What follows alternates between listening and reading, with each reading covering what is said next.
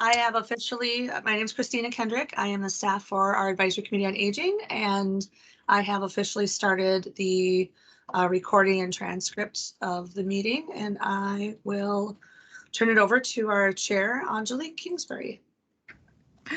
Hi, okay, let's start with roll call. Thomas Weist, Flo Kastner, Melinda Ludzwazak, Present.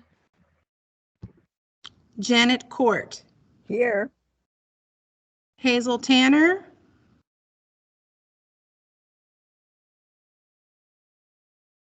myself, Angelique Kingsbury,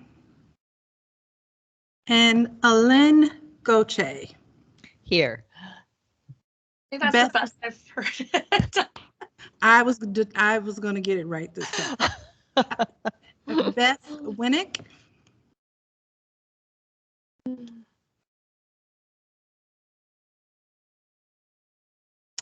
Okay, and that will complete our roll call. And then we have pulling up the agenda here. Yep, so we just accept the agenda and accept the minutes. I did manage to get it into the chat.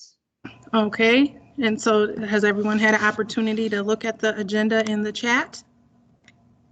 Or have it in front of you? And so here we go. Are we accepting the agenda? Move to accept the agenda? Yes? We said yes. Okay, and acceptance, okay.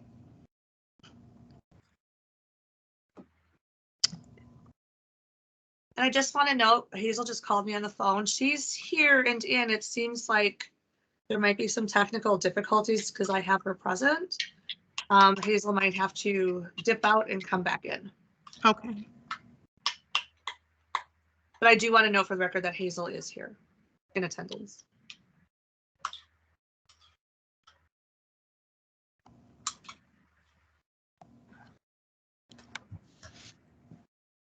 Is there anything else or what that I'm missing? Nope, I think we're good. Okay. Did you do, I apologize, did you do the minutes? Did I do the minutes?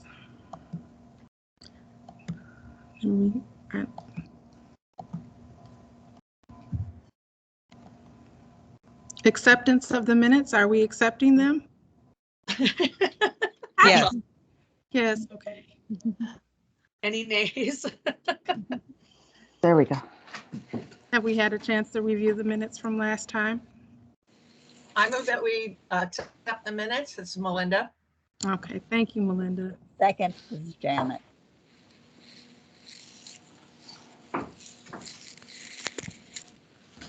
And I see Beth Winnick is now present. Yes, sorry, guys. That's all right. Yeah, I think we can move right into the agenda, which it actually starts off as consent.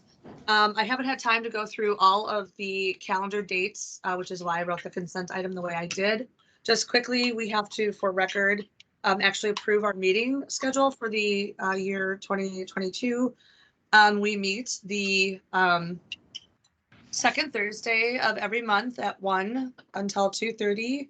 Unless there's a conflict, and a conflict usually ends up being that I've got enough notification that there won't be a quorum, or that I have scheduled a meeting unknowingly when there is an observed holiday where we do not, by law, allow public meetings. So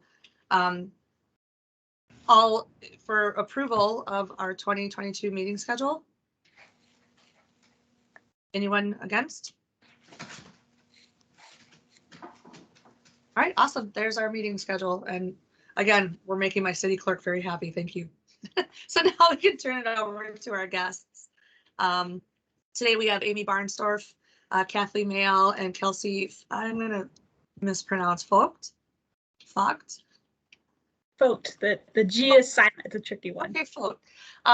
Who are going to come back. I just want to say I really appreciate you all being so active and including the voices of our advisory committee on aging in the work that you're doing with the ADA scope of the transportation action plan. And I know you've actually been here with the actual transportation action plan. I know Ethan has come with Vision Zero, and all of these efforts are considered best practices for aging in the city of Minneapolis. So I'm incredibly appreciative of you coming back. And then I will just turn it over to whoever is going to present. Maybe introduce yourself and your role in the action plan. That'd be great. Yeah, awesome. My name is Amy Barnsdorf. Thank you for having me again. We provided an update back in November when we were kind of starting this work. This is an update to the ADA transition plan for public works, which we are committed to reviewing and updating biannually. And so I wanted to come back to you all with a final update before we bring this through council in likely early March. So thanks again for having me. I'll just briefly go over kind of the overview and goals of this work as a refresher for those of you who maybe you were here in November and you heard it, or if it's new, just provide an overview, give an update on where we are at, and then kind of what are those next steps. So the ADA transition plan for public works was adopted by City Council in February of 2020. Within that plan, there are 20 different recommendations to help us improve access in the public right of way. Within those 20 recommendations, there are 36 milestones to help reach those items. And with each milestone, there is a timeline associated with them. As part of the Transportation Action Plan that was adopted in December of 2020, Public Works has committed to conducting a review of the ADA transition plan on a biennial basis, as I mentioned. This is related to Walking Action 5.7, you can see below. And really the goal of this is to evaluate our progress and suggest any plan updates in pursuit of improved compliance. The goals of this review and update is to understand and evaluate our progress that has been made to date on the recommendations that are outlined in the 2020 plan. We are updating those recommendations and timelines as needed. We are also updating the language within the ADA plan to be reflective of our most recent city policies. And then lastly, we will be reporting this out through the City Council and out publicly. In terms of our current status, where we're at with those recommendations and milestones, those of you that were here in November might remember seeing something similar to this. We have made pretty significant progress, but the work is definitely still ongoing. We've completed 10 of the 36 milestones to date. There's also an additional category that's been added here since the last time I spoke with you all. There are some items that are, or milestones that are just perpetually kind of ongoing work. They don't have a timeline necessarily associated with them other than ongoing. And so we wanted to be able to represent the work that we have done to date, but will continue to be happening in the future. And so there are 10 milestones that are identified as ongoing work. This includes things such as building ADA compliant headramps with all of our capital work, or ADA training for our public works staff, things of that nature that don't have end dates. 10 of those milestones we are ongoing and we have completed them to date. We have 3 milestones that are currently in progress that we are working on, 9 that are not yet started, and 4 that are up next. And so one thing to note about these last 2 columns here, the not started and the up next, a lot of the work that's, or a lot of the milestones, they're very linear. And so there's items that are currently in progress that need to be finished before we can start on those next steps of that work. The last time I was here, I provided highlights on kind of three items that we've made significant progress on and things that are ongoing. Even since I was here in November, there's been additional work on each of those items. So just wanted to provide a little bit more information there. So first, one of the items coming from recommendation 5.3, we had put in a 2022 budget request for a dedicated ADA and right-of-way staff. Since we last spoke, that has been adopted. It's part of the 2022 budget, and actually we are in the process of hiring for that position, which is great. Really that role is to help improve that coordination piece around making sure that we are tracking, inspecting, and inventorying all of our infrastructure to make sure that it's meeting compliance, the ADA compliance, and just really helping with that coordination piece. The second item was in regards to our snow and ice corner clearing funding. Back in 2020, $300,000 was allocated as part of annual funding to help speed up our corner clearing process on pedestrian priority corridors. This is something that is continuing, it's ongoing, and one thing that is new since we last spoke is that we are anticipating a review and update of the pedestrian and bicycle winter maintenance study to begin this year. And so that'll kind of dig more into those winter maintenance pieces as well. The third item is in regards to the sidewalk and street crossing inventory pilot project. Last time I was here, I spoke about 5 different data collection methods that our team and with the support of consultants have actually gone out into the field and testing these different data collection methods.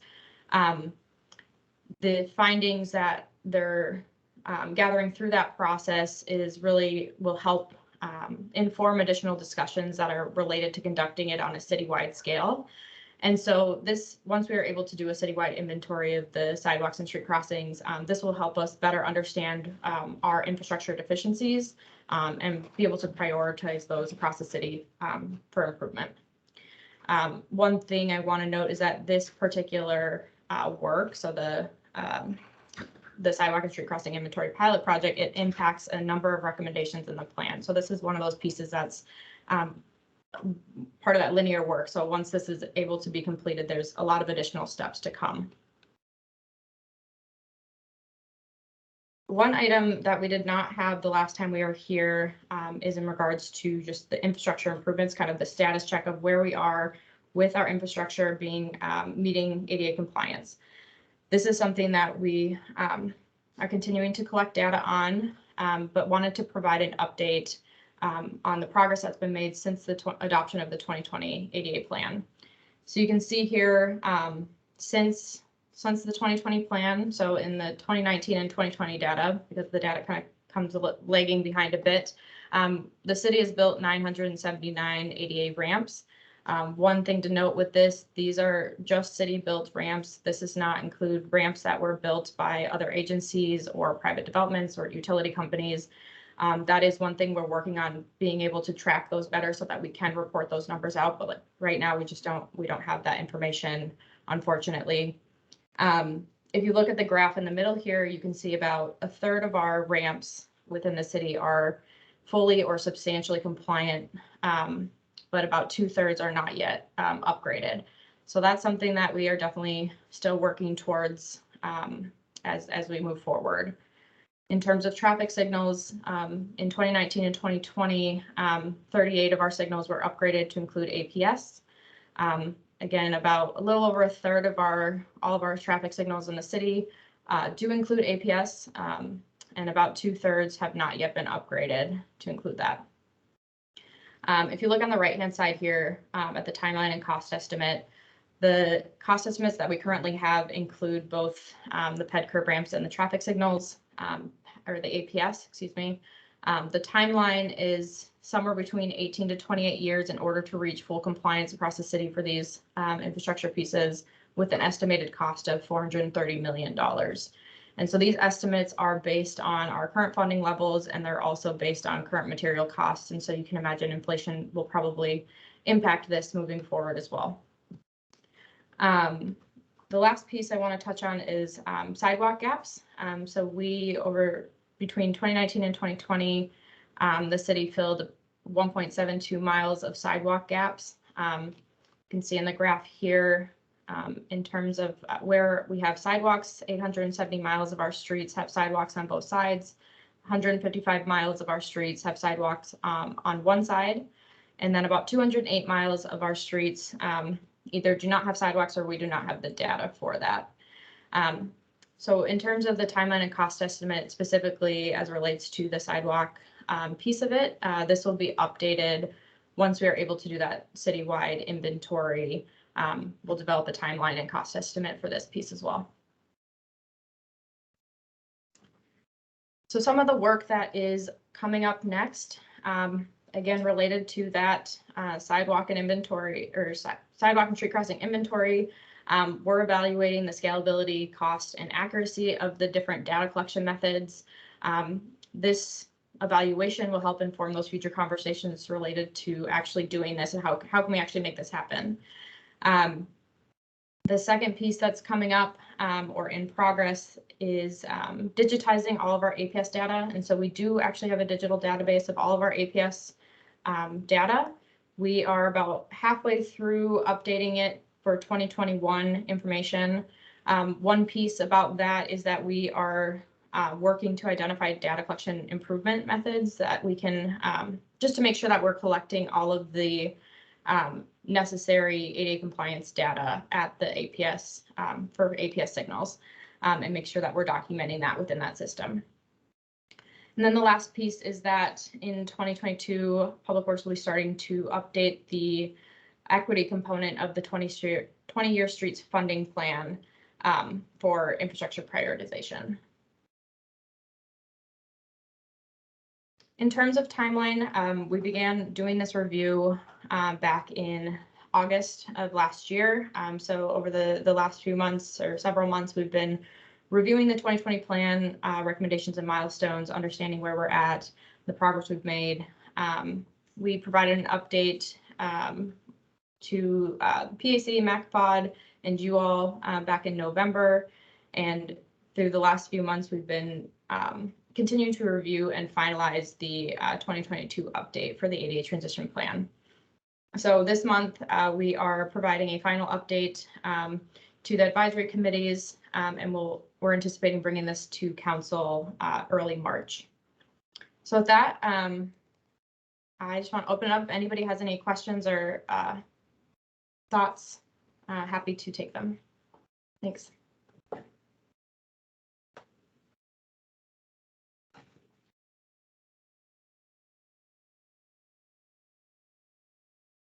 Janet, go ahead. I just wanted to say that I really appreciate what you've done, that I noticed a big difference this year with street corners and the fact that they've replaced so many of those little pads that that are supposed to hold the wheelchairs, that they've actually had bumps in them this year, where other years they've just been this squished down metal that is slipperier than nothing. So that's an improvement. I had a question about this actually, some of the traffic calming. Do you know anything about that? That some places are getting traffic calming and others aren't. And I think perhaps the reason why some of the ones that aren't, that are really dangerous, like Lake Street and Cedar Avenue, have to do with the fact that those are not city roads. Is that correct? Yes. So part of I think the traffic calming, are you talking about like the white bollards, that type of traffic calming treatment? I haven't seen what specific kind of treatment. I just noticed that like 31st Street, which is one I cross, and then Lake Street. It's that 31st is getting quite a bit of traffic calming all the way from all the way from uptown to past mine east of me. So so it was just a question of being appreciative of what they are doing, but also questioning why some of the most dangerous streets aren't getting it. And like I say, I think that has to do with who owns them. But is there going to be some pressure, or are these entities that do own these, are they going to be doing something? Yeah, so we do focus on our city-owned streets, but we do partner with Hennepin County and MnDOT to try to do those improvements where possible on some of their jurisdiction, because a lot of those are part of our high injury streets. So absolutely.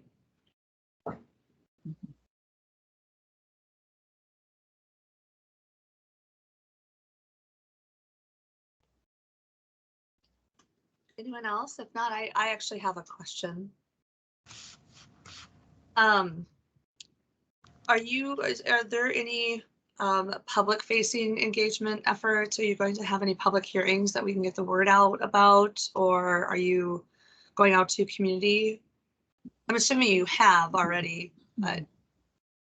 As part of this update, we have not done more public-facing engagement, just since it is a review and kind of internal update of this work. This will be shared publicly through that council process, but beyond that, we haven't shared it more broadly. Okay, so no public hearings that, just to help get the word out, just what I was thinking. And Kathleen, correct me if I'm wrong, I don't believe there is a public hearing. No, there's not going to be a public hearing. I mean, the updated plan, assuming it gets approved, will be on our website. And, you know, in terms of getting out the word, certainly that can be shared once that's updated as well. Okay, great. Thank you. Ms. Hazel, I see you have your hand up. I have a question to ask in regards to the timing of the lights. Well, I haven't been out walking anywhere anytime soon, but I know in the past that the city knows where most of the elderly live, because I think, I can't remember where it was, the Lindale. Anyway, are they extending the time for crossing? Because I know a couple of lights, I won't say have to jog across before the light change. I mean, because it was so quick. So are they increasing the length of time? I mean, should be citywide for this for the timing for people across, because people live all over now, and so people even with disabilities. So some of those lights, when they have like 13 seconds, if you have even a mom with a baby with a carriage and carrying, she has kids with those lights, the timing is too short. So have you guys extended, a long story, but have you extended the time for pedestrian to get across the street on the corners? Yeah, I'm not familiar with those conversations. That would be in our traffic kind of upper signal operations. I can check with them and see if there are conversations about that happening and get back to you on that. All right, thank you. Angelique, I see you have your hand up. Yes, I'm wondering what, if any, consideration has been given to the intersection at Olson Highway or Highway 55 and Penn Avenue. It is a very scary intersection to cross the street as a pedestrian, and the C line is there now. So there's a main C line stop, and I'm always seeing bits of cars that have crashed into the corners and come onto the, the curb and into the retaining wall. I mean, this is several times a year. It's a very accident-prone intersection to begin with. And so there are many older adults that live in that area. And I wonder, again, I don't know if this is something that you can answer, but what consideration has been given to that area? So Olson Memorial Highway is MnDOT right of way, and then Penn is county owned. But we are, I believe there is an upcoming project on Olson. It's still a few years out, but we'll look at that area. And Kathleen, I don't know if you know more about that work. I don't know anything super concrete to share regarding that. I don't have our high injury street map pulled up right now, but I know that, I mean, I'm assuming that Olson Memorial for sure is on there. And like Amy said, right now, our Vision Zero work that we're doing, really those funds right now are focused on our city streets. And we are consistently partnering with the county and MnDOT from a coordination perspective, and know that our goals align with them in terms of safety, and the work we're doing in our Vision Zero program helps elevate to the safety issues we see on their streets. And so that's not a super concrete answer. So thanks for bringing that one, I mean, sharing that particular intersection. But I would say that we are consistently pushing with momentum on focusing on safety, pedestrian safety, our busiest streets, particularly along transit, like you said. I mean, these are really important access destination points that improve people's mobility. So, so there's that. And so with what Amy said, in terms of there is in MnDOT's, like, I don't know if it's in the 5-year range or so, there is Olson Memorial is slated for some improvements, and they're not defined yet to my knowledge, but that will be something that we will certainly be involved in and pushing for safety improvements there too for pedestrians. And can I just add one more thing? So I noticed, I believe maybe a few months ago, I received a newsletter speaking to kind of a new process in place for people requesting speed bumps and minimizing speeding and traffic along the residential areas. Is there any way of getting this, or how are we getting this information out to residents so that they know what action to take? Do you mean specifically about the neighborhood traffic calming program? Yes, that's Yeah. what it is. I don't know all the details. Our traffic group is managing that. I know that they have sent, like, to the different people who subscribe to city channels. They've, city email, gov delivery. They've sent that out through a whole bunch of those listservs. I believe they've connected with all the neighborhood organizations to share the process and have them share through their networks. That clearly doesn't reach everyone, right? I don't know, Kelsey or Amy, do you know if there's additional pieces of that outreach they've done? I'm not familiar. If you have any other ideas, I mean, we're happy to take them and share them back with our project team that's leading that effort. So. It's only because I think a lot of elders don't have the access to technology. And so, I mean, I can copy and paste and, put something in a newsletter or, that, but again, is there an investment for snail mail, so to speak, or something that's physical versus going online and looking up the information? Because if you're not checking email and finding that newsletter, you may not know. And we know that, I mean, I live North Minneapolis, so I can't speak to other neighborhoods, but it's pretty reckless along the residential areas, and definitely could use some calming. And it would be typically, I think, a lot of the seniors that would want to help our homeowners as well. That's another thing. You have more older adults that are homeowners, and yeah. So I hope I'm not rambling. I guess I'm just trying to figure out a way to get that information to people that aren't as tech savvy. Yeah, I appreciate those comments, and we can definitely bring that back to the team that's leading that and just see what efforts they have done and then provide those suggestions as well. So thank you. Yeah, it's important for the older adults because it can be an issue of equity if they don't have access to tech. Yep. Right. And Amy, one thing that just sparks for me, only because even if they don't have access to, older adults don't have access to the technology, they are familiar with their neighborhood organizations. So I'm wondering what role the neighborhood organizations could play in not only getting that information out, but actually if the community, if this is something that the community feels is really important, what role the neighborhood organization, everything from their funds to just helping navigate systems to get that in place. So that would be something to think about, is what role the neighborhood organizations could play in this. Yeah, absolutely.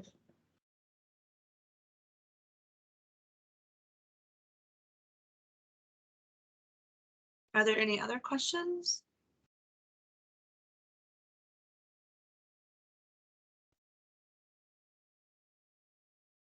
I see we lost Kathleen. It looks like she might have had a puppy problem, so, which I fully respect. I'm grateful my dogs are still downstairs and quiet. if there's nothing else, or as we've done in the past, if something like you have an aha moment, or as you're talking with your networks, something comes up that you want Amy and the team to know about, I'm more than happy to be that conduit. So if there's no more questions, you're more than welcome to stay for the rest of our meeting if you'd like. But we Well, do thank appreciate you coming by. We really, really do appreciate it. Yeah, really appreciate you guys letting me be here. Happy to provide an overview of this work. And again, just to reiterate what you just mentioned, if any questions or thoughts come up after this, please do not hesitate to reach out. And I can, the materials, once it goes through the council process, will be public, but I can make sure to share that out with you, Christina, so you can share with this group specifically, if that would be helpful.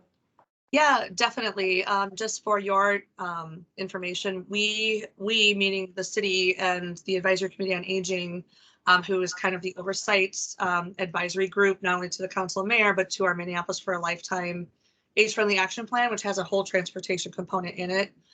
Big one, of course, is snow removal. So I will be reaching out to you because we too are now updating our plan. So, and thinking about some real tangible, measurable action items that we can either improve upon that are already in our existing action plan, or what can we add as a goal to, strive for. So I'll definitely be connecting with you soon. Awesome. Well, thank you so much. Really appreciate it. Thank you. Okay, Angelique, back to you. Do I have what's up next? Sorry, I'm working on one screen today, so it's a little different for me because I have to toggle. Sure. If that makes sense. Angelique, I have, if it's something for us to think about as a committee, Ethan Hawley is the one who manages Vision Zero. Kathleen Mayle is involved, and I'm not sure about the rest of the team, but I can certainly see if Ethan has capacity to participate in one of our meetings and maybe give an update as to not only how Vision Zero for our city streets is going, but like where the collaboration is at with the county and state and what they're all doing. Interestingly enough, Minneapolis was the last in the Twin Cities that I'm aware of to actually adopt what's called complete streets, which is kind of the bigger umbrella. So I know that Hennepin County already had theirs, and I'm not sure where the state or MnDOT is with that. So I think there might be some opportunity for us, like if Ethan needs some leverage. We've got our action plan, we've got this committee in conjunction with the advisory committee on people with disabilities, like thinking about if you need more leverage as we're as we as a city are approaching the county and the state to just kind of think through these issues and how to problem solve. I think that's something I feel comfortable offering Ethan. So thank you. That would be helpful because so I'm learning today. I've never in my entire life considered that Penn Avenue is governed by Hennepin County, and then the Olson Highway is governed by MnDOT.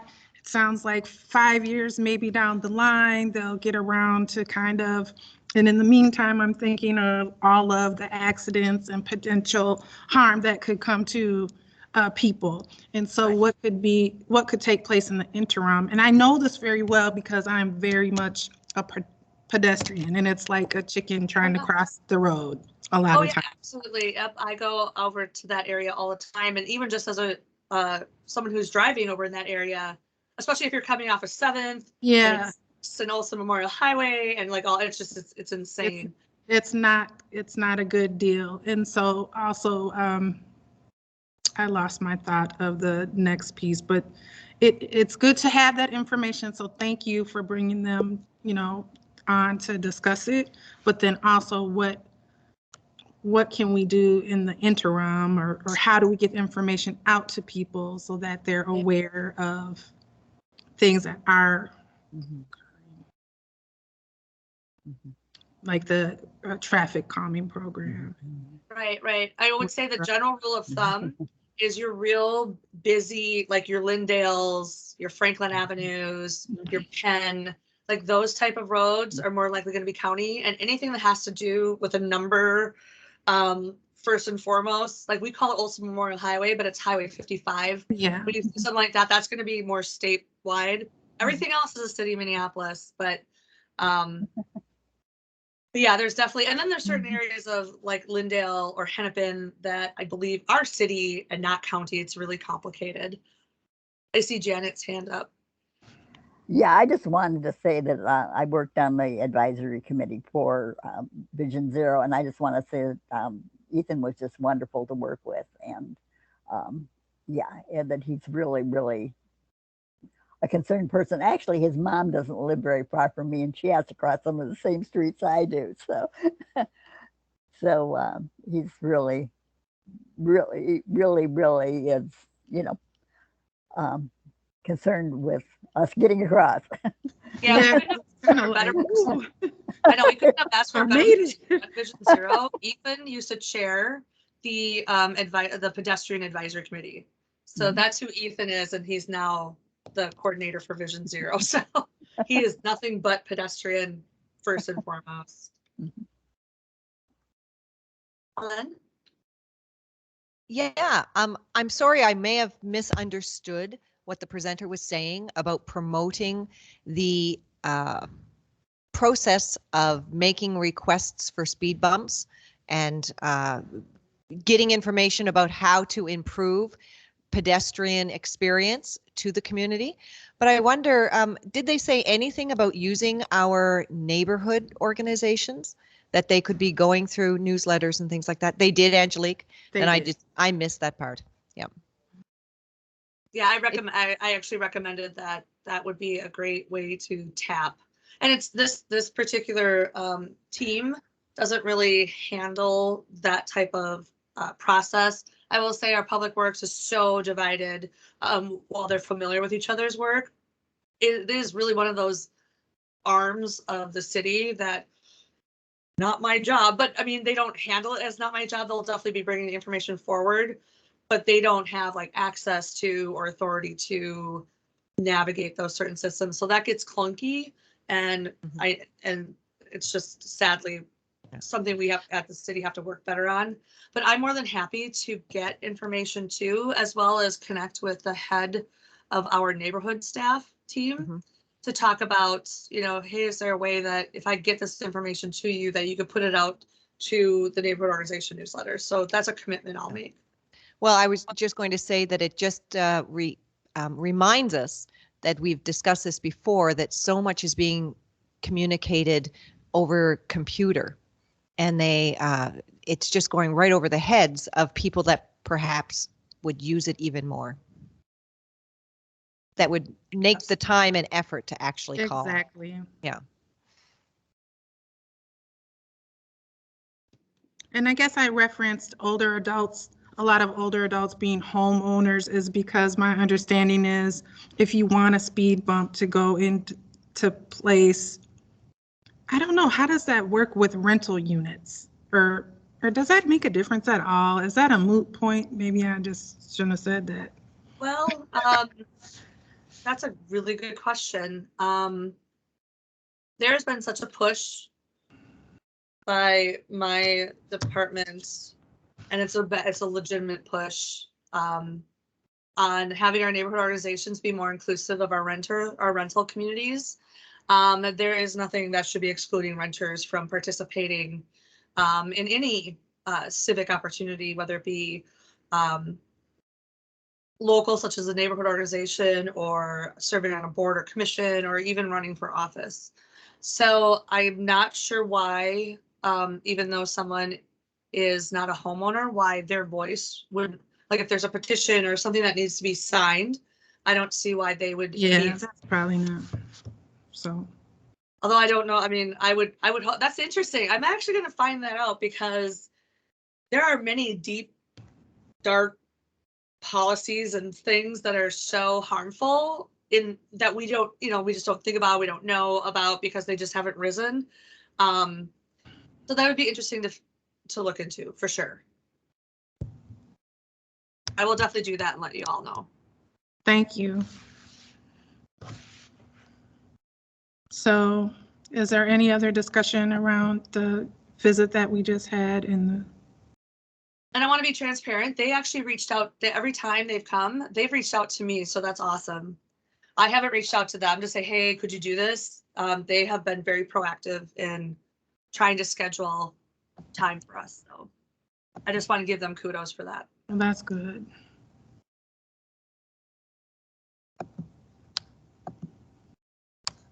I'm trying to put, okay.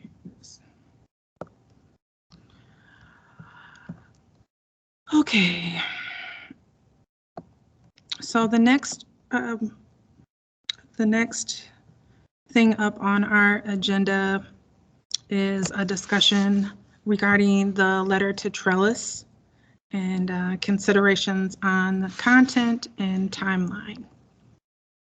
And that's Melinda. I wasn't going to put your thoughts into the agenda that's public facing, Melinda, but if you want to share some of the context that you had shared with me on how to develop this letter. And I have some, this is probably maybe the appropriate time because there was a work group that was kind of developed. And so I want to let everybody know that we do not have to have a work group be public or noted or advertised as a public meeting if it's a work group of 3 or less, since our quorum is 4. We just can't have a quorum. The other thing that is really unfortunate is Tom has had to resign due to his health conditions. So, yep, I got the message today. So if you want to reach out to Tom and wish him all the best and thank him for, I know, he's just amazing. That's a tough asset to lose. So if you want to reach out to Tom, but unfortunately, his, and he's met with his doctors and worked through it, but the best decision is for him to take time and care for his health, which I fully support. So we do not have Tom participating in the work group that was working on the letter for Trellis. So that was the other reason why I wanted to have this front and center to see if anyone else wanted to participate, but I'll turn it over to Melinda and let Melinda take it from here since you've been the lead, which She's been the only person. I was a part of that work group and I have not honored that commitment, so. No, don't feel bad, Angelique. We haven't really convened a meeting, and I was just questioning Christina recently about if we do pull our work group together, do we have to post it as a public meeting? And so I'm glad we don't. So that's good to know. And Christina wanted me to bring up my thoughts to the rest of you to see where we're at with this. And it's just luck that I had contacts with staff from my previous work and friendships and all that sort of thing, so that I was able to leverage those relationships into some conversations with their board chair and one of their staff who supervised the senior linkage line staff. So who was a consultant at the time. So anyway, just taking, leveraging that, those long relationships that I had benefits us. So my thoughts about the letter are, who's the audience? Is it the council members, especially since we have so many new ones who wouldn't know about this work, most likely. And so this gives us an opportunity to bring our work forward to them and introduce one of our main partners, Trellis and the senior linkage line.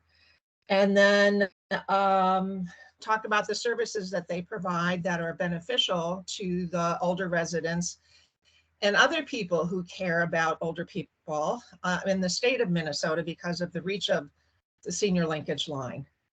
And that it's also a resource for our council members and their aides, as well as various city departments and our neighborhood organizations. And so can we work with Trellis to create a piece that can be dropped into various newsletters and be a resource for folks, but also make it clear that this is a resource for any older person in the state of Minnesota and their loved ones and caregivers and neighbors who are concerned, may be concerned about them and are seeking information about resources.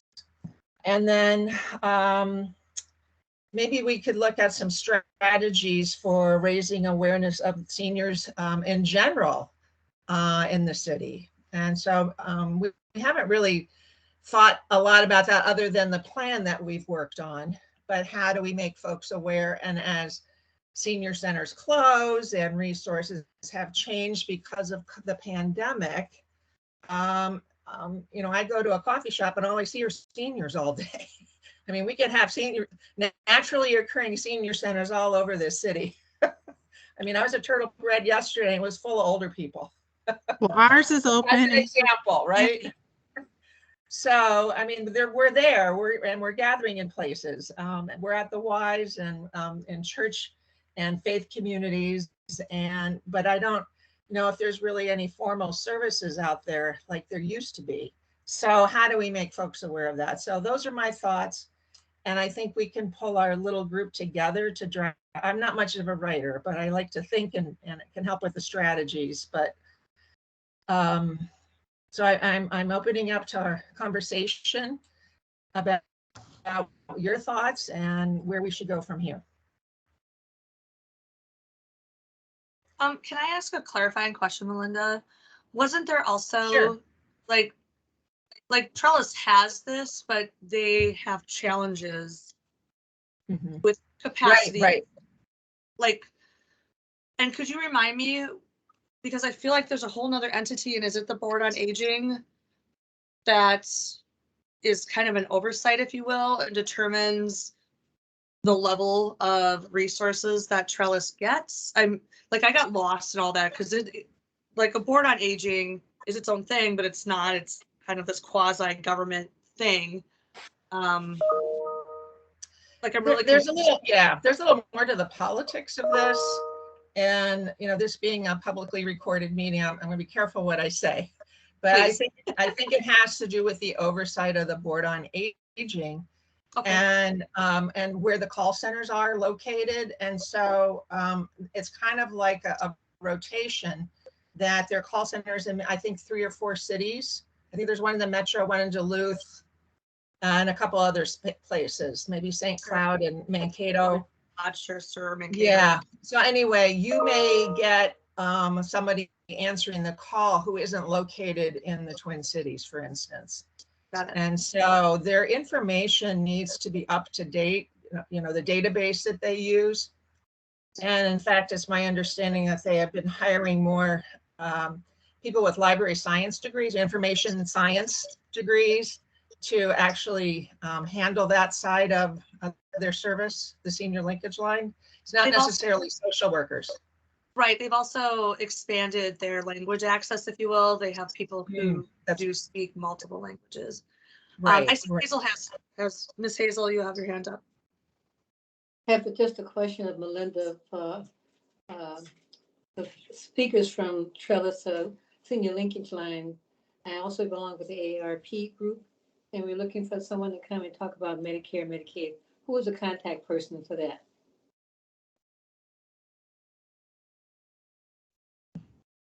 For AARP? Say it again. The Sidewalk chapter. Oh. AARP. It's a chapter, and so we're looking for someone. The questions keep coming up about Medicare and Medicaid and stuff. So I was wondering if Senior Linkage Line, I know they do that on the phone, but if there's someone can come to our, we're doing a virtual, meeting. I think you could arrange that with them. So I just call it. So Miss Hazel, I can definitely connect you with Jetta, who does the outreach, and I'll do kind of like I did with Councilmember Koski. I'll just do an intro email and that in kind of what you're looking for. Okay, perfect.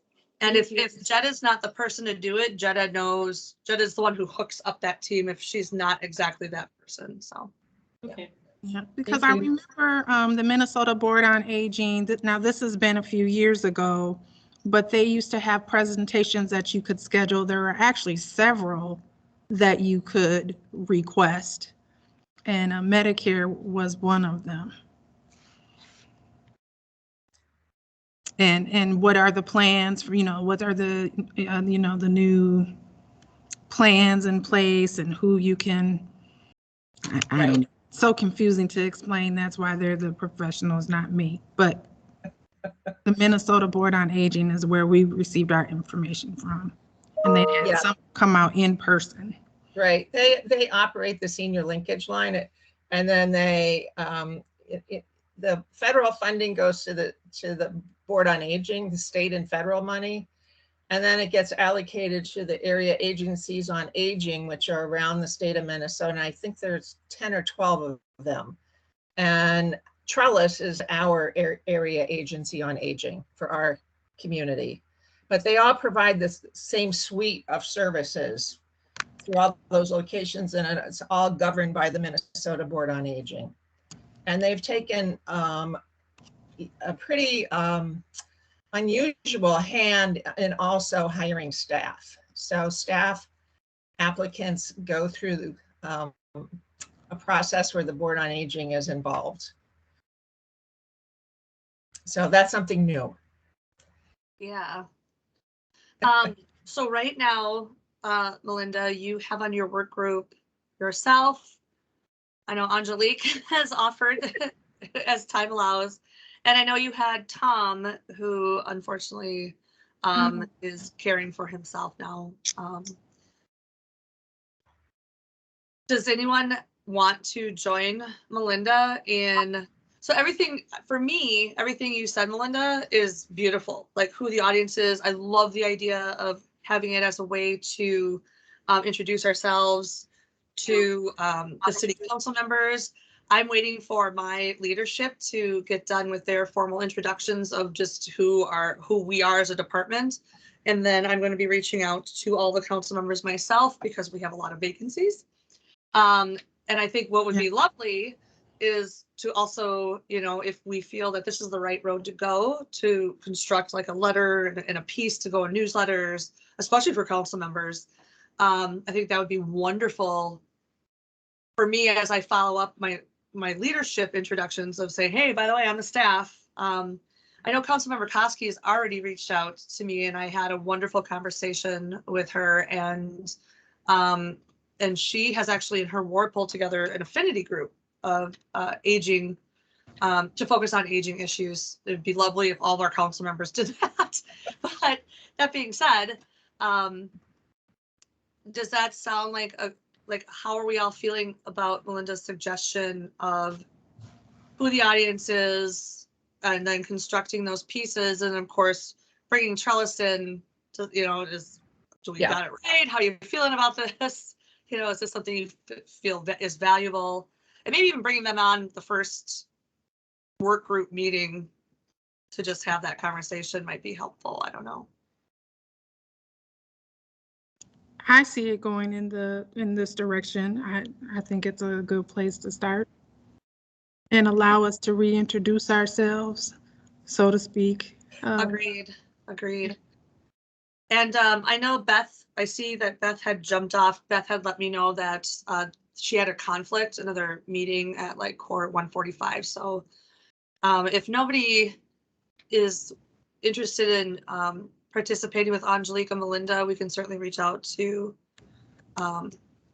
Paulette, still serving. So both Paulette and Flo are, even though their terms are over, and Hazel, sadly Hazel's term is over too. What? Hold on now. You can't leave. I know. It's I've been here forever. But the good news is that Hazel and Flo and Beth is still on, but folks are able to still continue until there is a vetted replacement for that seat. So we have so many. That's all I talk about is how the number of older adults, every day in the United States, 10,000 people turn 65 years old, silver tsunami, et cetera, et cetera. There has to be people out there that are interested in being a part of this committee. And there needs to just be a campaign in general talking about aging and the visibility of older adults. We talk about families, we talk about youth, we talk about the subgroups within those two areas, but who is talking about older adults and aging? I'm in people's ear whenever I can be and just sparking thought, and you see the wheels start turning because they've never, ever, it doesn't occur unless you're, kind of on this track. But it should be more of a thought that comes to mind of seeing older adults. It just, why don't we have a campaign, or why? I think we should develop a campaign. We should. I mean, like, they're literally, I could see on buses, when you get on, if you're on a public bus, you see all those signs and advertisements talking about different social issues and you never see anything related to elders and older adults. That's just one thing. We should all be talking about intergenerational, but seeing seniors. And not a problem, not from a deficit mind, something to be fixed or to, as a charity case, but as contributing members of society. And what seniors vote. Seniors are the ones calling about getting the speed bumps put in. Seniors are writing the letters about, the senior linkage line and getting funding. It's like so much that older adults do. They just don't get any kind of credit for it. They're amazing social capital. I'm sorry, I just get really passionate about it. Like, but has the city ever done anything like that before? Is it something that the city, even through the Community Connections Conference, like why is We'll definitely be talking about that. I know Glenn had her hand up, and then Janet. I will work with Melinda and Angelique if they will have me on their committee. Thank you, Elaine. Yeah. Len and I work together very well, so. Okay, we can start an email chain. Yeah. Okay. Awesome, Glenn. Thank you. Angelique, Melinda, thank you so much. Janet, you had your hand up. I was just going to add on to what Angelique said, is that so many groups of young people are really hungry to have the leadership of older folks. And so that's another piece too, that the city really, really needs to kind of, it's a part of crime reduction and safety, but it's also a part of just the broader young folks groups of just wanting to get our ideas. So in our experience. So yeah, I'm just need saying, more work on this. if you look at the number, it says there will be 72 million older adults by 2030. And that number outnumbers all of the other generations. Why are we not talking about this? I just don't get it. Because they like to put us just on a shelf someplace. That's why. But there are other people, like there has to be, but no one's talking to younger people about, there's a disconnect there. So I don't think every younger person just wants to push. No, I'm saying they're hungry. They're hungry for us, but we're separated from them in ways that it makes them difficult to make those connections in meaningful ways. I mean, I've been for a long time working with young people groups, various kinds of young people groups, but and I know other people are willing to too, but I know they my just need to make experience the connection. with the first round of setting up that framework where it was just Minneapolis for a lifetime. Let me tell you, my whole committee was predominantly older adults, intentionally of talk. Like I pulled from the state, I pulled from the county, I pulled from community-based organizations, community themselves. Like I had a huge group, And to get older adults to talk about older adults and not kids was like herding cats. It was they and they would talk about older adults as if they weren't one. Yeah, I Oh, do that, hear that. you know, let's help. Yeah, let's help, you know, blah blah blah. I'm like, well, so you're like, you know, maybe like 2 years younger than that, FYI. You know, like we're all aging, right? Because So the stigma around aging, and as you age, you are no longer valuable, and capitalism, and you know, of I don't have to explain this to you. You all could explain this to me. But I'm just saying, there has to be other, even younger people out here. I know this. I know, and just statistically, just number wise, there are other young people or intergenerationally that we just need to start having these conversations. We can do this. It's not that hard. Start talking about something. We don't have a choice, because what the conversation do we want the conversation to begin when people don't, you know, when there's so many older adults that don't have a place to live at all because there's not enough housing or there's not enough services, or everybody now has turned into a caregiver and they don't know what to do, you know, because it's coming. So people can be indifferent, but that doesn't mean you're going to get out of it, so to speak, of addressing this. So we need to start talking about it now. absolutely. Yesterday. Okay, I'm preaching to the choir. I'll be quiet. Okay, so we have Angelique, Melinda, and Alain on the letter to trust, and I'll let you all pull yourselves together. And I encourage reaching out, Melinda, whoever you feel is most appropriate, whether it's Jetta or someone else. And I say Jetta only because that's who I mainly connect with. Julie Rolls, I connect with too. Sure. Sure. So are we good with that? Excuse Yeah. me, swallowed wrong. Okay, we'll follow up. Thanks, you. everybody. Okay, so the next thing on our agenda is the discussion of bylaws and needing to I rework. wrote them. Or did you? I said how crappy I wrote them. There was a lot going through our bylaws. A lot of folks are like, "What does this mean? What does that mean?" I'm like, "Oh, I know, I own it. I own this." So we have an opportunity to. I know Melinda has brought up a lot of, you know, this is kind of confusing. Janet, I feel like you're like, I don't understand this either. Is there anyone who wants to work on cleaning up?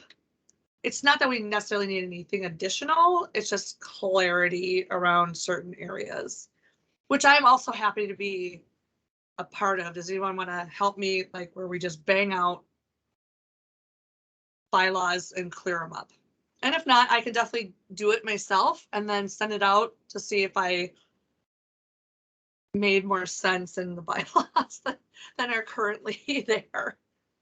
Because right now there's a lot of confusion around terms. That's the first and foremost thing that comes up for me. I think there was also some clarification that needed to be around certain number of absences. That wasn't written very well. And like I said, that's totally on me. I wrote them, committee passed them. Not every, I mean, let's face it, reading bylaws is like reading insurance papers. But although the good news is that our bylaws are not that long. I think they're like 4 pages. And Melinda, I see you have your hand up. Yeah, perhaps you could take the document and then show the changes. Sure. And maybe start there and send it out, and then maybe we could discuss that at our next meeting. Does that make sense? Yep. Beautiful. I know we had talked about this a while back and it just got pushed to the back burner, and I was going through all my, oh my goodness, what do I have to, like, what balls have I dropped? Have you ever done that? It's that you have your immediate task list and then you have your, all right, I need to not push this off any longer task list. So that was one thing that was on my, it's time to address it. So yeah, if everybody's comfortable with that, then I will clean up the bylaws so they just flow and you can understand what's trying to be conveyed. It's really not changing anything unless once I send it out, if you feel that there's like something that's either too much or that's glaringly absent from the bylaws that it would be really important, then yeah, we'll definitely have that on the agenda for the next meeting. Okay. Thank you. Thank you. Okay. If there isn't any other commentary on the bylaws, we'll move on to community connections, the conference, and our role with the conference or at the conference. Yeah, so Community Connections Conference, woo, is what we were kind of already alluding to, like where do we have face with our Community Connections Conference? In the announcements, I'm actually going to bring the first item in the announcements up to this conversation because Trellis, so we have what's called community partners, and what they do, part of their commitment is to spread the news about the conference far and wide using their media channels and whatever channels they have. And Trellis has agreed to be a partner because we will have an older adults focus as a component of the conference. And one of the ideas is we are going to have some elders, particularly from the Southeast Asian and from the American Indian communities, but we're also going to think about how to highlight all of our elders because May is Older Adults Month. It is also Southeast Asian recognition as well as American Indian Month. So there's talk about having a panel of elders and how we celebrate the voices of our older adults. Trellis has agreed to be a community partner, so they're going to also help construct what highlighting our elders is going to look like. And I know we're really a lean committee right now, so I just wanted to put it out there that we are focusing on this theme. It is Saturday, May. I should know this. It's May 20 something. Someday I will participate in my life. It is the 21st. So Saturday, May 21st. As of now, we are scheduled as an in-person event. There will be COVID protocols in place more than likely. For sure, I don't see us changing the requirement for masks, so to participate. We also have gotten a much larger space, so our exhibit booths will have safe distancing, and then there'll be like a route you can follow, and we're still working through those logistics. But do we as a committee want to have a table? And I feel like we do. Yeah, absolutely. Just know that I'm actually in charge of the exhibit hall, so I'll be crazed that day. Like I'll help out as much as I possibly can, but this is really going to take you all to like take the lead on, and really there's nothing that I feel you'd have to do. I can get you all the materials. I can get them all printed and everything. So everything from our action plan, you know, and the reports and the engagement reports and stuff like that. But first and foremost, applications to apply to the Advisory Committee on Aging, as well as highlighting like the work that you're doing, Angelique, at Westminster, along with the library, and like maybe making a resource sheet of some sort of things like that. I don't know. I'm like, there's things to talk about that we could do. And maybe what we do, so next agenda, we have quickly the bylaws. Hopefully that's not going to be a big conversation. Let's hope that I can pull it out to where we don't have to dive deep into bylaws. And I think number 2, we should take March, because we have time to have how do we feel about planning what our table at the conference should look like? Like what information, who's going to take shifts and stuff like that. All right, conference. and attractive visuals. I think so. We can certainly do stuff like that. Think about, you know, I can actually ask my colleagues on would they be able to comfortable with sending me some visuals that I can just like have blown up and have my cultural colleagues, my cultural engagement specialists, that we just have a board just showing the beautiful faces of our older adults. Absolutely. Count me in for that. Beautiful. Count me in for supporting the tabling and Okay, awesome. and getting Melinda? And I want to too. Yeah, yeah. Beautiful. That's Okay, so yep, in March we'll probably spend a lot of our meeting with the conference planning. And I'll make sure, because I can, like I said, don't worry about supplies, like let your brains go, let your creativity go, and I will figure out what I can get done for sure. Printed material is not gonna be a problem. Just to make sure that the visuals, whatever visuals we have, look good, right? We need them to look good. It's Melinda? all about presentation. Oh, it is, it really is. Melinda? Do we have other aging services partners that are going to have a table there, or should we ask them for their materials that we can have at our table? Yes, and so what I'll do is send out to my And I'm network. thinking of Healthy Seniors and some of those work agencies. Yep. So I plan on, we haven't announced the exhibitor registration yet, so I'm Okay. trying to be ahead of the game here. But last year we had quite a few. We had actually quite a few older adult, including all of our Black Nurse programs. They kind of came together and did their own thing. Not last year, of course. We didn't have it last year. We had it. We had it in 2020 because our conference was in February, and due to hit the fan in February or in March. Yeah. So we actually had an in-person. We were probably a super spreader. I shouldn't say this publicly, but we had an in-person event on the 20th, and it was beautiful. It was just wonderful. It was, yeah. And we're hoping to have something just as amazing.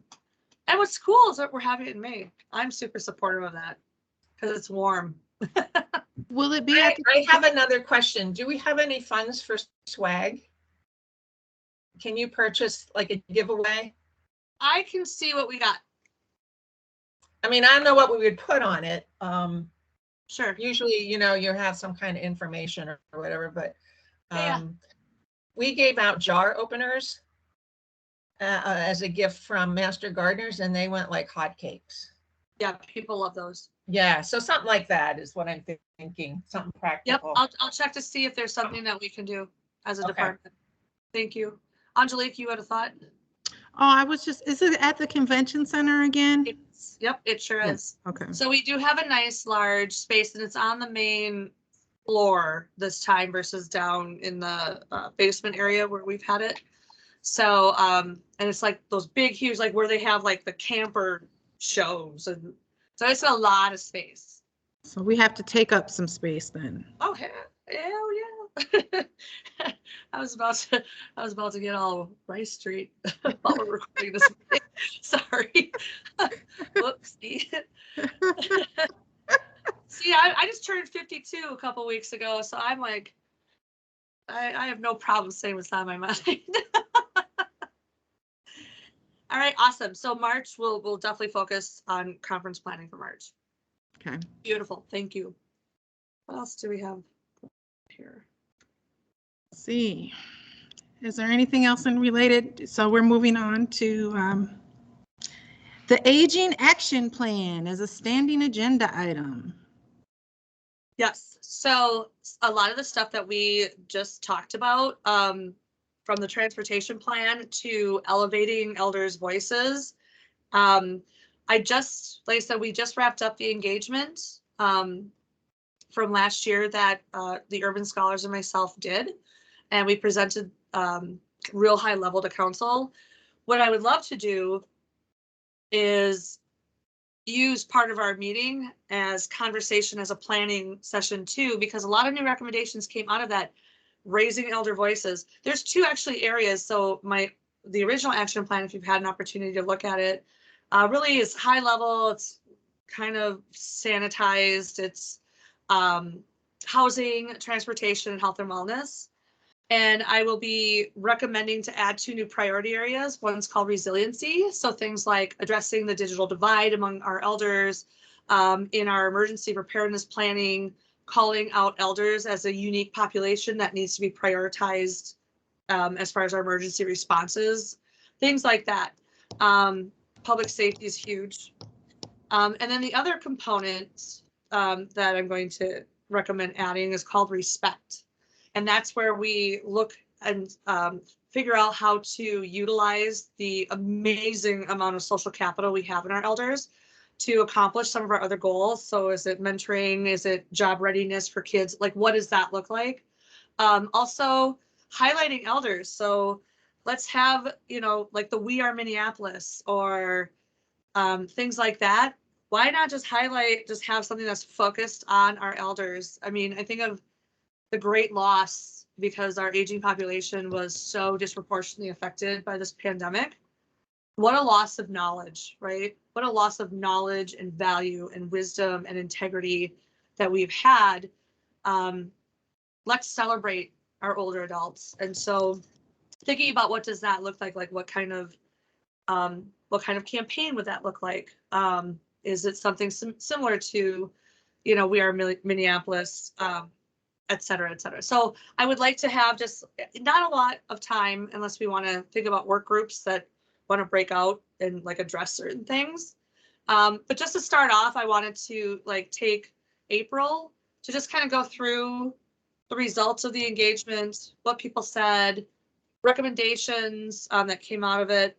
The one thing that's unique this time with the Aging Action Plan is that there will be recommendations that are very specific to certain communities.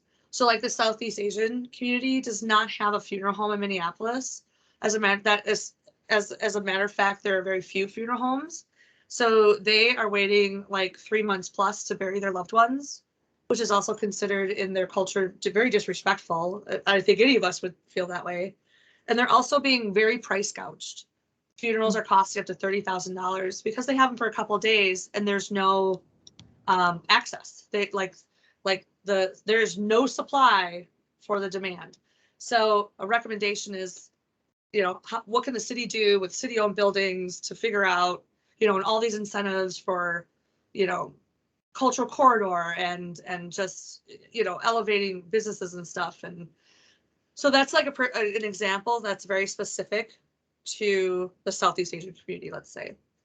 So, so if we're comfortable with having a standing agenda item where April will take a lot of time, but then beyond that, where we just kind of give updates on the progress, because we're developing the action plan and I'm getting commitments from internal, so whether it's Public Works or Health Department or CPED, which is Community Planning and Economic Development, whoever that is that says, yeah, I can take that recommendation on and here's how we can do it, as well as external partners. So Ellen and Beth, you know, addressing digital divide work and stuff like that, having those commitments. And my plan is going to council by the end of the year, hopefully October, with a full-on updated action plan, kind of like what our ADA folks are doing, except I'm doing a lot more external community engagement.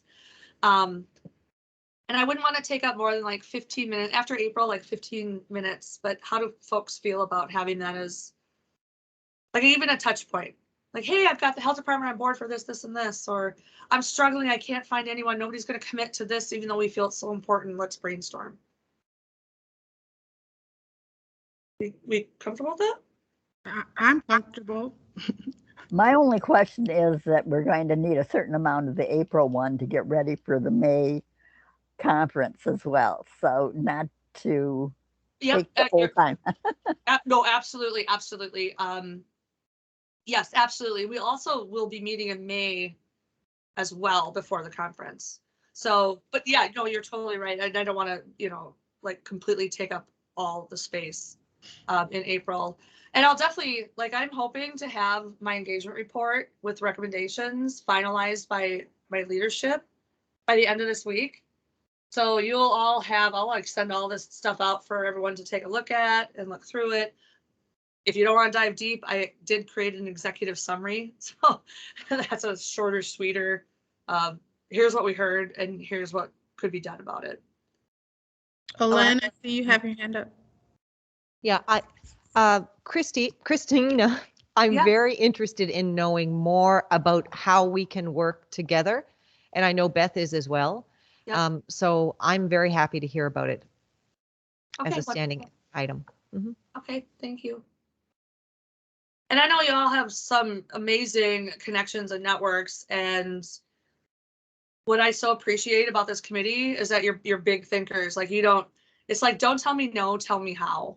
And I cannot tell you how much I appreciate that, because that's how that's how things get done, right? And you know, and sometimes it's going to be risky. And if you don't take a risk, you know, I'd rather take a risk and go, wow, that didn't work, than do nothing at all, you know, and let the situation just sit and continue to not be helpful for anyone. So I appreciate that. I appreciate all of you. Thank you very much.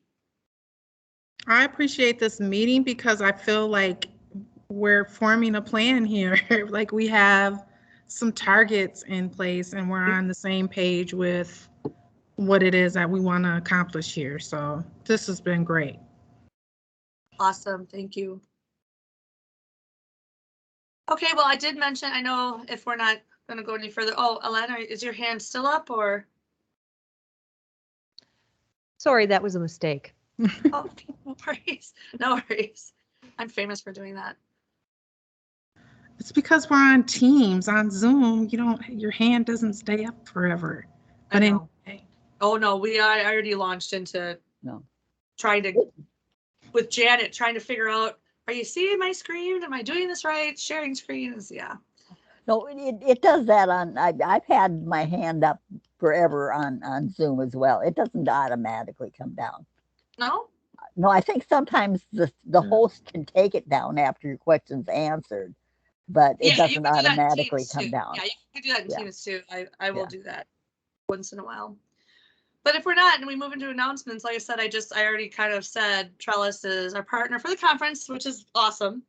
And that we are definitely going to be highlighting older adults, and I'll keep you all up to date, even just via email as things start to unfold. And but I'm really excited that our next meeting, we're going to be planning how we're going to be in the conference, and we're going to be like front and center.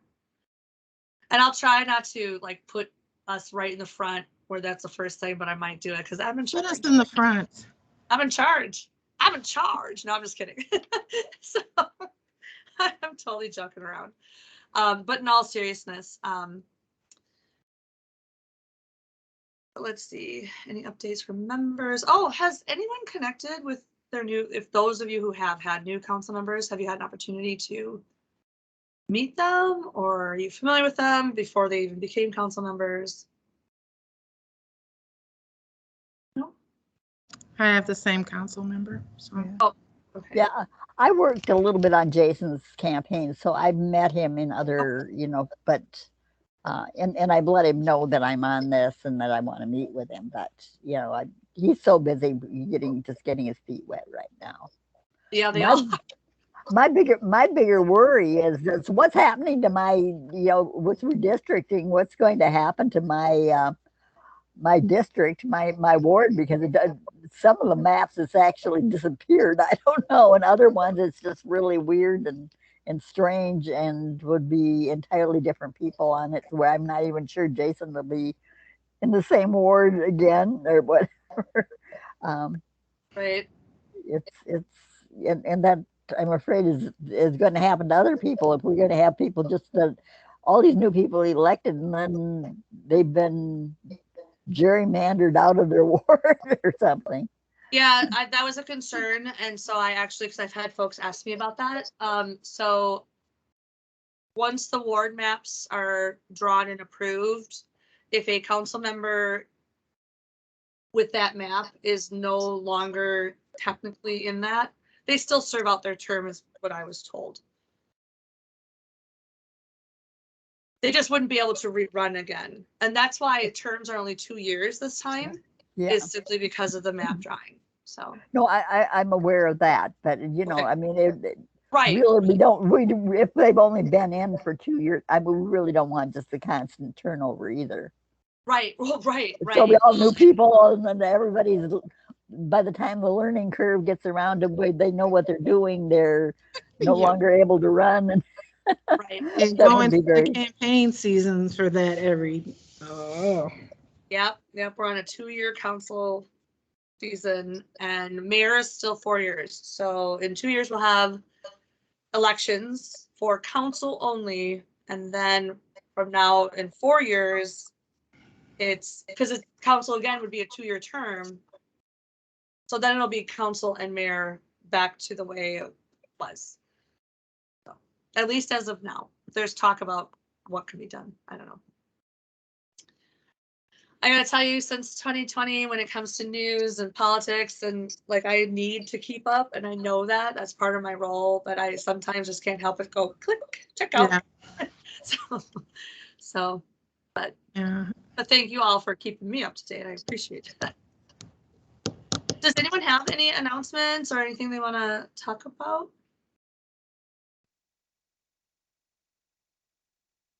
I have a question or another. Is there anyone right now with the city? I'm looking for someone to come have a conversation in person, or I suppose I could stream it, but I would really prefer in person to talk about public safety. And I know that's a broad topic, but Out of curiosity, who's the audience? Is it the folks who? it would be for our it would be older adults. Awesome, awesome. I cannot tell you, like I said, the engagement. There was not one community group that me and my interns sat down with, where the public safety was the dominant conversation across. Because a lot of the seniors that I'm talking to, they're just not feeling safe to come out and socialize. Right. They're just not feeling safe right now. Yeah, I will definitely reach out to, I have a few folks in Office of Violence Prevention to see what can be done. And then once I know who, then I'll make that introduction, that connection for you, Angelique, okay? Okay, thank you. Yep.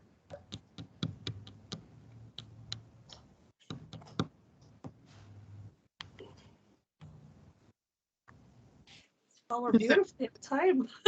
We're right at time. Yeah.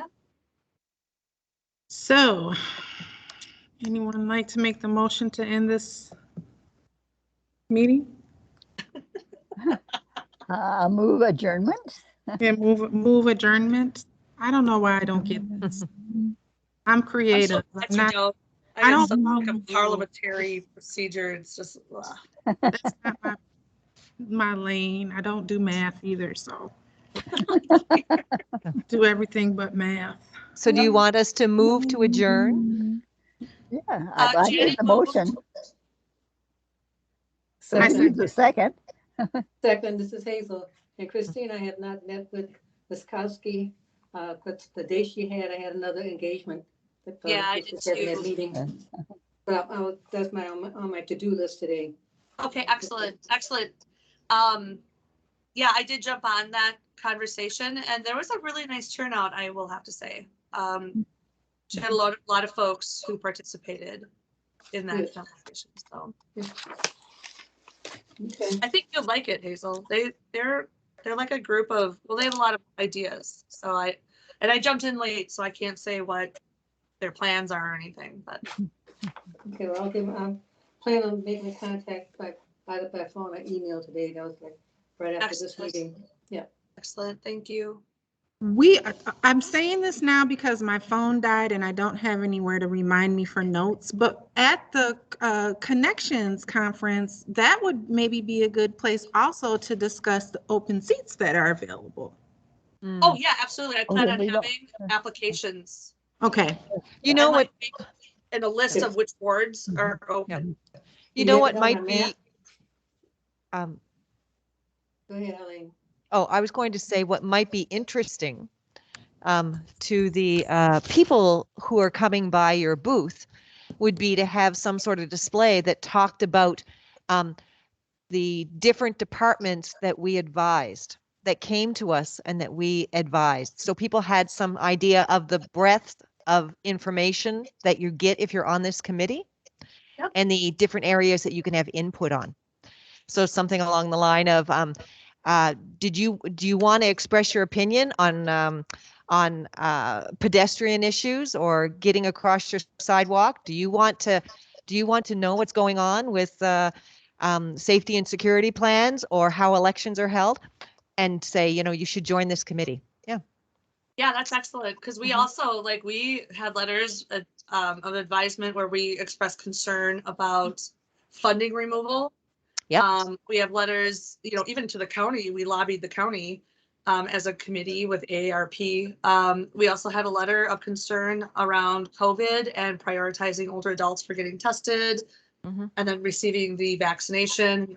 How are they reaching? So we've had our hands in a lot of stuff. Yeah. I think it would be valuable and it might attract people that if they Yeah. knew more about what was going on.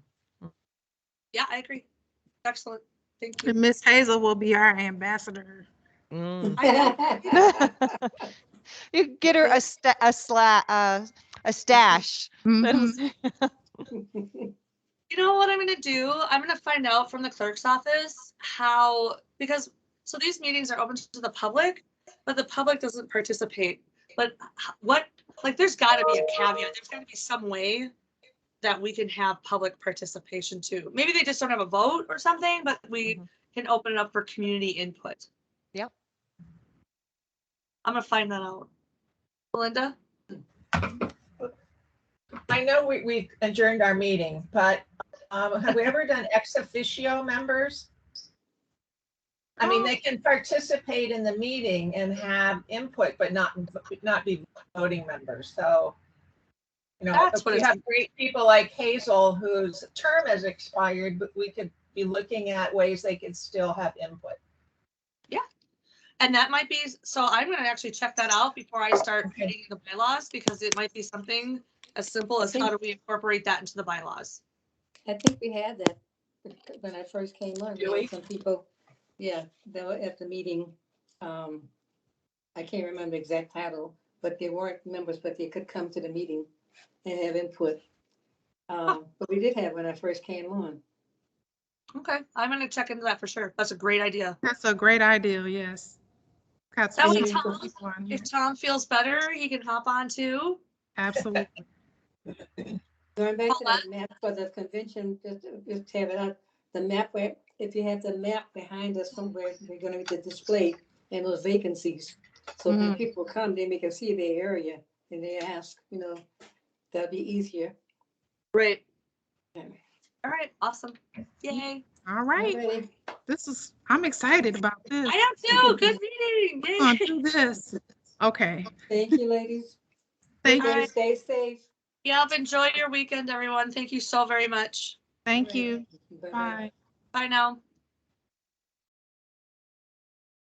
I thought, oh.